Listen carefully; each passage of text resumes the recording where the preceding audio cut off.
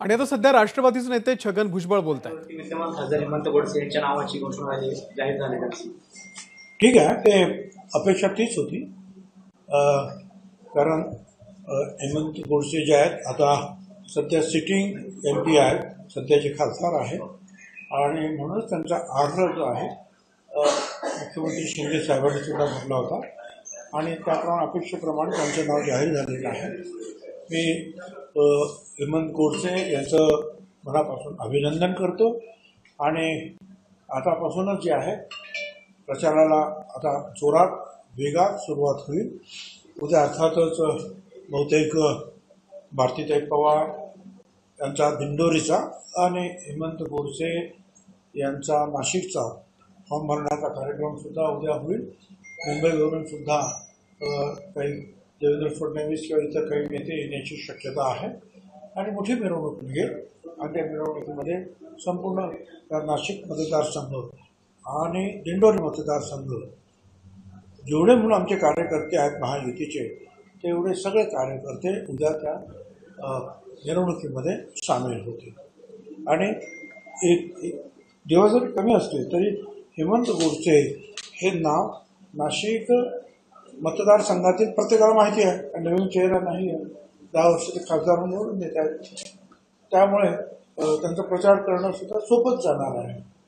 त्यामुळे आता ही जे 15-16 दिवस आहेत ते आम्ही पूर्णपणे ताकदीनं प्रचाराचं काम हातात घेऊ आणि मोदी साहेबांना प्रधानमंत्री करण्यासाठी नाशिकमधून जे आहेत हे खासदार आम्ही निश्चितपणे पाठवण्यात यश मिळवू। साहेब, तुम्हालाही खासदार करण्यासाठी समता परीक्षा लागली आहे, अजूनही त्यांनी माघार घेतली। ठीक आहे, आता तुमच्यासारखे जे आहेत आमचे मित्र आहेत तसे आमचे ज्या समता परिषदेचे पक्षातले इतर काही चिंतन OBCचे भटक्या मुलाचे काही इतर नाशिक अनेक लोक वेगवेगळ्या दलित समाजाचे सुद्धा OBC समाजाचे अल्पसंख्याक त्यांना डेव्हलपमेंट पाहिजे ते लोक किंवा अगदी मराठा समाजातले सुद्धा सगळ्यांना सुद्धा, परंतु शेवटी जे आहे ज्या वेळेला युतीचं काम असतं किंवा सार्वजनिक काम असतं त्यावेळेला सगळ्यांच्या हाताने काही वेळेला ह्या अपेक्षा आपल्याला दूर ठेवाव्या लागतात आणि जो निर्णय होईल पक्षाचा त्या पक्ष शिस्तीप्रमाणे आपल्याला काम करावं लागतं। आणि हे काय याच्यात काय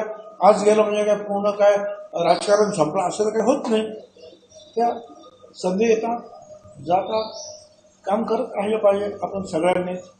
आणि माझी खात्री आहे मी आणि माझ्याबरोबरचे जे काही माझे कार्यकर्ते आहेत ते चिंतक आहेत ते आता बाकीचा सगळा विचार मागे सोडून देतील आणि मजबूतीने जे आहे आम्ही महायुतीच्या प्रचाराच्या कामाला वाहून देणार। पण साहेब, आत्ताची निवडणूक वेगळी आहे। 2014 आणि 2019 मध्ये तुम्ही हेमंत गोडसेच्या विरोधात उभे होते, आता त्यांच्यासाठी मत मागणार आहे।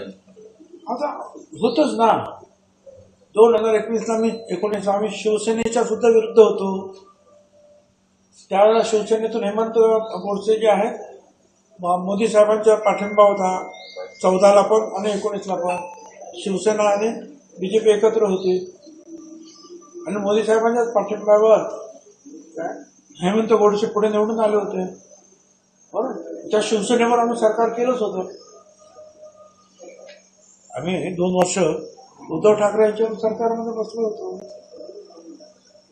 म्हणजे गोडसे पण त्यात आमच्यावर होते, एकनाथ शिंदे पण आमच्यावर होते, शिंदे तर सरकारमध्येच होते आमच्यावर। त्यामुळे परत राजकारणामध्ये उलाढाली होत असतात।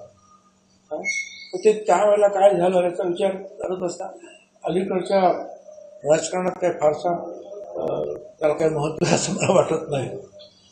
त्यामुळे आज आम्ही जे आहे महायुतीत आहोत, महायुतीची लढाई आम्ही लढणार आहोत। ठीक आहे, धन्यवाद साहेब। उद्या तुम्ही सहभाग होणार, तुम्ही जाणार आहे उद्या फॉर्म भरायला? जाणार ना, मुंबईत आहे मला खरं पुण्याला जायचं फॉर्म झालं पुण्याला म्हणजे एका लग्नाला जायचं आहे। तर तुम्ही पण आता सगळ्यांना आराम करा, तुमचा प्रश्न आता मिटलेला आहे, पुन्हा जाण्यात जास्त करू नका। थँक्यू, धन्यवाद। तर गोडसेंचं अभिनंदन करत मी नाराज नसल्याचं छगन भुजबळ यांनी म्हटलेलं आहे। ABP माझा, उघडा डोळे बघा नीट।